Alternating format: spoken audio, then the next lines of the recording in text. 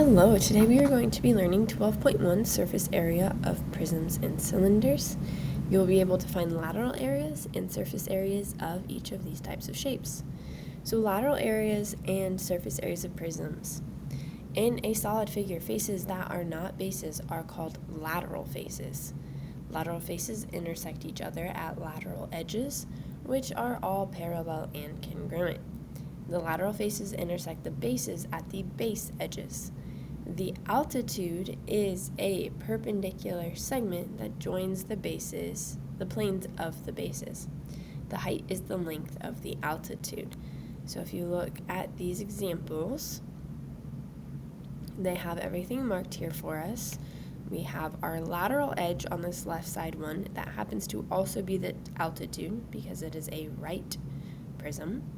We also have base edges, bases, and lateral faces marked out for us. So they are all labeled here. If it is an oblique prism, our altitude and our lateral edge are not the same because our altitude has to drop down at 90 degrees. The rest of them are still the same. So recall that the prism is a polyhedron with two parallel congruent bases. In a right prism, the lateral edges are altitudes and lateral faces are rectangles. So that's true here. These are all rectangles. The bases are a different shape. Could also be a rectangle if it is a rectangular prism. In an oblique prism, the lateral edges are not perpendicular to the base. At least one lateral face is not a rectangle. So in this case, these are all parallelograms. So to find the lateral area of a prism, you take the sum of the areas of the lateral faces. So you don't do the bases. The net at the right shows how to find the lateral area of the prism. So if you want to do the area all in one, you add each of these sides, A, B, and C. Those are base edges. So you find the perimeter of the base, and then you multiply that times the height, which is actually what this formula is down here. The lateral area is the perimeter of the base times the height. So if we go ahead and solve this first problem, our lateral area is the perimeter of the base times the height. We know since this is a regular hexagon, there are 6 sides that are each 5 centimeters. So we take 5 times 6, or you can add 5 6 times. That gives us 30, and then we multiply that times the height. So our lateral area is 360 square centimeters. You guys go ahead and try the U-try on the next page. All right, same idea. This is an octagon though, so when we find our lateral area, that is perimeter times height. Our side length is 3. The number of sides is 8. Our height is 9. So we have 24 times 9. Our lateral area is 116 square centimeters. Now reminder, that's just for like the addition of all of these sides. You could find the rectangles individually. The lateral area does not include the base, the octagon in this case. So the full surface area of a prism does. So you take your lateral area equation, that's what this L is, and then you add the area of the two bases, which is why it's important to understand chapter 11, because now we are going to find the area of the 2D bases, exactly like we did for our previous chapter. Now, I actually prefer this formula because it still keeps what the lateral area is in here, and I feel like we often forget that the lateral area is our perimeter times our height. So I am going to be using this formula. So our surface area is our perimeter times our height plus 2 times the area of the bases. Now the reason it's big B is because we don't know what the base is. It could be a square like we have here. Could be an octagon, it could be a hexagon, it could be a triangle. There's many options. So big B is area of bases, where the bases are not always the same. So you have to switch out whatever formula needs to go in there for whatever shape is there. So this one's pretty easy because our perimeter of our bases is just, well, this is our base first of all. Figure out what your base is this square. So we're going to take 6 times the number of sides, because our side length is 6. There are 4 sides, and then our height is 12. So this gives me 288. We add to that 2 times the area of our base. We already decided this square is our base, so our base area is 6 times 6. So we do all this math, and we have plus 72. So when we add these, we get 360 square centimeters is the surface area, so not what fills the shape, but just like how big the outside of the shape is for the whole thing, including the bases this time. You guys try to find the surface area for the triangular prism.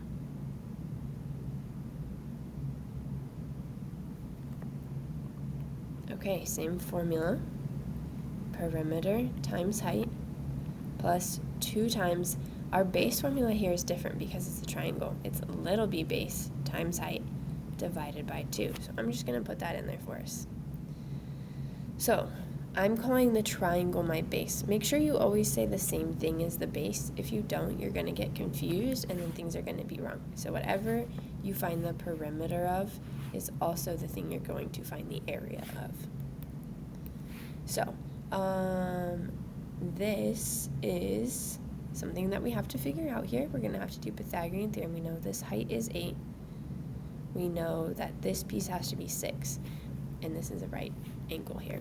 So we're going to call this C because it's the hypotenuse. So we have 6 squared plus 8 squared equals C squared. Oops.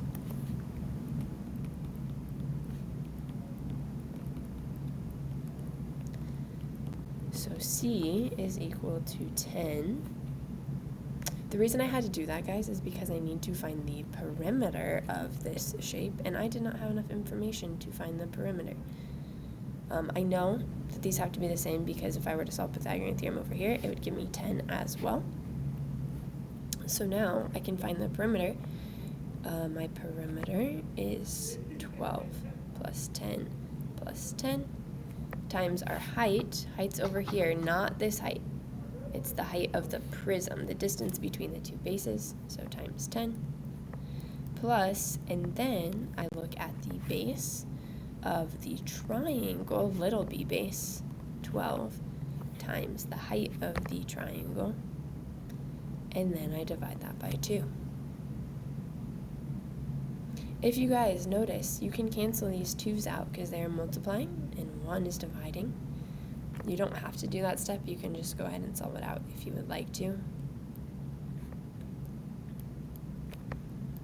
Anyway, once I finish solving this, I get 416 square units for our surface area.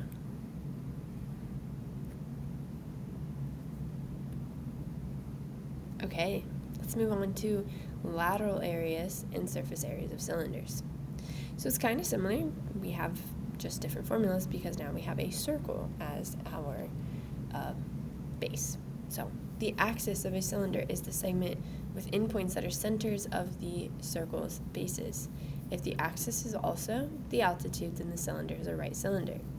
If the axis is not an altitude, then the cylinder is an oblique cylinder. So if you take a look here, the axis and the altitude are the same. This makes it a right cylinder. Because this is on a diagonal, this is an oblique center, our height is actually out here. So you'll need to know that when we're solving. The lateral area of a right cylinder is the area of the curved surface. Like a right prism, the lateral area L equals the perimeter times the height. Since the base is a circle, the perimeter is actually the circumference of the circle. So the lateral is CH, or you can write it out, the circumference times the height, 2 pi RH. So the circumference is this. The height, or the distance between the bases, is this. That is our equation here. Now, if you're trying to find the whole surface area, including the bases, you find your lateral area and add to that the area of two bases, 2 pi r squared. So that's the two circles. So let's do an example. Find the lateral area and the surface area of the cylinder, round to the nearest tenth. They give us the radius, they give us the height. This is also a right cylinder. So we can just find the lateral area, which is the equation 2 pi r h. So we just plug in our radius and our height. And all we have to do is solve for our lateral area.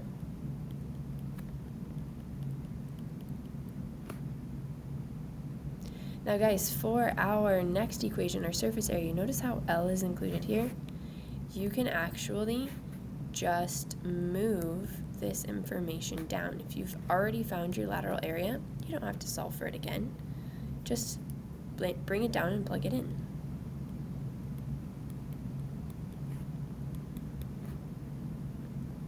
And then solve for the area of your two circles.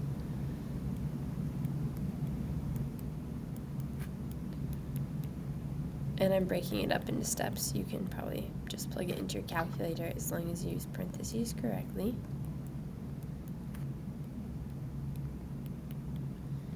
So you get 2,814.9 square feet for your surface area. And it does say round to the nearest tenth at the top.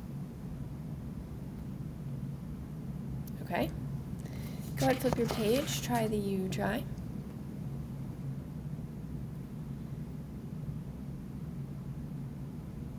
All right, lateral area first, because we're finding both according to the question, rounding to one decimal place. We have 2 pi r times the height. It gives us our radius, it gives us our height, so we have 2 pi 12 times 20. This gives us 1,508.0 square feet for our lateral area. And then to find our surface area, we can just plug that lateral area in. So it'll come down here, plug in, plus 2 pi r squared. This r can be switched out for the 12. So we have 1,508.0 plus 2 pi 144. The 2 pi times 144 is 904.8. Bring down this other piece, and this equals 2,412.8 square feet for your surface area. So reminder guys, surface area includes the area of the bases and the area all the way around the cylinder and the area of this base down here.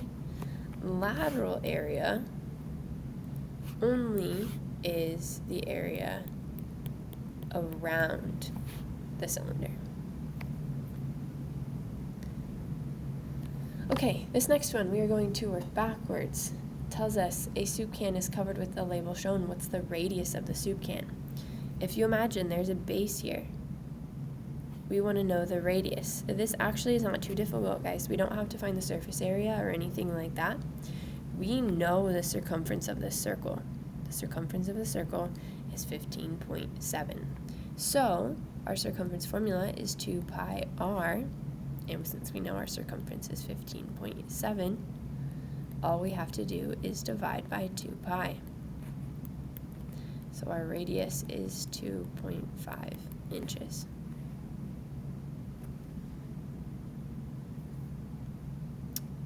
You guys try the U-try.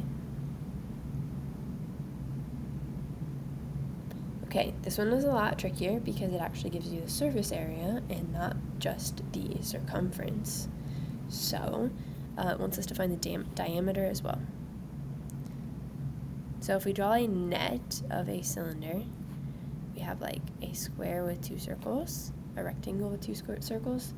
It tells us to find the diameter of a cylinder if the surface area is 480 pi square inches and the height is 8. So we know this height is 8. We are trying to find this distance across. Our surface area formula is 2 pi r h plus 2 pi r squared. So we'll plug in things we know. We know our surface area is 480 pi. We don't know our radius. We're going to find that first to then find the diameter, but our height is 8.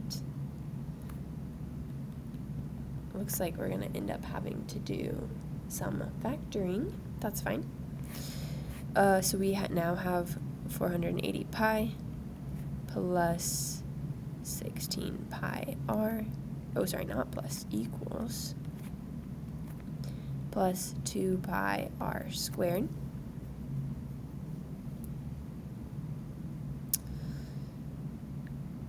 I can do a little bit of factoring.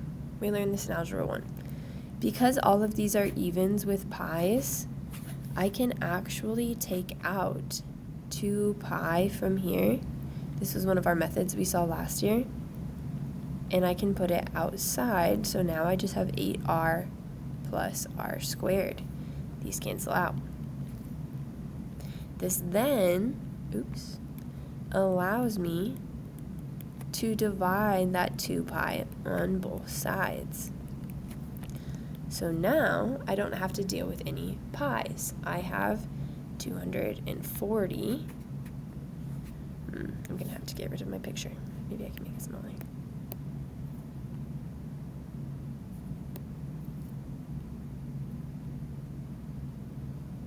I guess I'll put it in the corner. 240, because 480 divided by 2 is 240, equals, I'm going to rearrange this over here, r squared plus 8r. Subtract 240 on both sides because I'm going to end up doing quadratic since I have both an r squared and an r. And now I need factors of 240 that subtract to positive 8. Now I actually already know what those are, so we're going to just do that instead of quadratic factoring.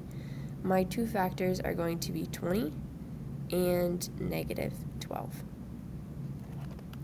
So my factors are r plus 20, r minus 12. Subtract them, you get positive 8. Multiply them, you get negative 240. And then equal these both to 0. I'm going to change color so we can see it a little better. We get r is negative 20. We get r is positive 12. Reminder, you can't have a negative radius, so this negative 20 is no good. R being 12 is good, but the actual question asked me for the diameter. So to get the diameter, I take 12 times 2, and I get 24 for my diameter. And I guess it would be inches. And that is the answer to that problem. Alright guys, there is not actually a worksheet in your packet this time. I decided to use less paper, so you're going to have to pull up Google Classroom. You'll go find the worksheet paper, and then you are going to have to do that worksheet on your own paper, kind of referencing Google Classroom as you go. Have a great day.